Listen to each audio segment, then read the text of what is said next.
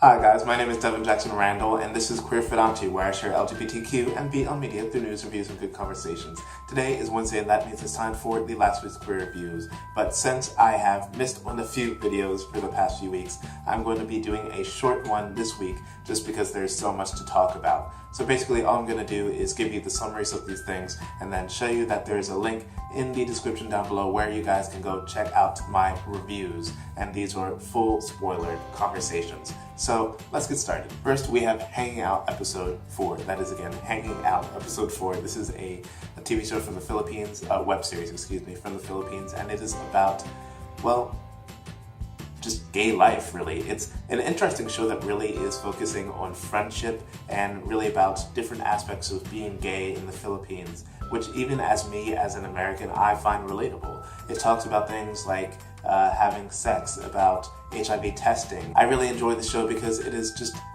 really relatable and fun and entertaining, and it's only like, I guess, 8 minutes to 12 minutes per episode, so it's very fast. You guys should go check it out. I promise you'll like it. Next we have Carmilla Season 3 Part 2. This is the later half of the third season. This is a web series from Canada, and it is about a university student, a girl, whose roommate suddenly disappears, and then she starts to investigate, finding out that there are random girls at her college disappearing. And suddenly there is a new roommate for her, who is a lesbian vampire. Of course, the two fall in love, and then they go through a whole roller coaster of different supernatural events happening at their school. This is a quirky, wacky, fun web series. I enjoyed it, but I never really loved it. But I really do think that is noteworthy as a lesbian web series that got a lot of attention and definitely is worth a watch. So if you like fun, kind of supernatural stories that have a lot of weird things happening, then go check out this show. Next we have My Bromance, the series, episodes 1 through 4. My Bromance is a TV show from Thailand. It is based off of a movie, though it is a new take on the story. Essentially, the story follows Golf and Bank, two stepbrothers. Golf has been sad and upset because his mother died, and then, of course, he finds out that his father is getting remarried, but eventually the good-natured Bank gets Golf to kind of relax, and then the two fall in love. But then on top of that, the story actually showing the adult years. Bank is actually engaged, and he returns to his home and kind of struggles with, am I going to stick with this fiance, or am I going to go with my longtime love and crush, who also happens to be my stepbrother? Let's just get past that. Again, I've only seen the first 4 episodes of the show, but I really do like this idea of going back from switching between the past and the future. I really like some of the characters, such as the best friend, Jabe. I apologize if I said that wrong. And I just think the story is interesting to watch. I'm interested in seeing more. I'm not totally sold on it yet, but I'm sold on watching it.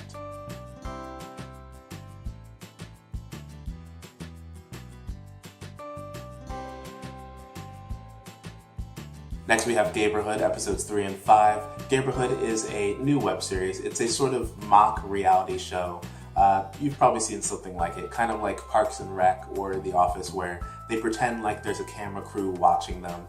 It's kind of like a queer Kardashians, if you will, but it knows that it is just trying to be stupid and funny instead of taking itself seriously, right? Imagine that, and you've got Gayborhood. Next we got As We Are, episode 2. This is a British web series that is about a woman who goes to cat sit and house sit for her ex-girlfriend, which is weird enough as it is. And then, in addition to that, she goes out on a few dates, and she ends up befriending a neighbor of her ex-girlfriend's, who she finds out is a trans man, and she kind of tries to go through this conversation of, am I starting to like this person, and what does that mean for myself, my identity, my sexuality, and all that?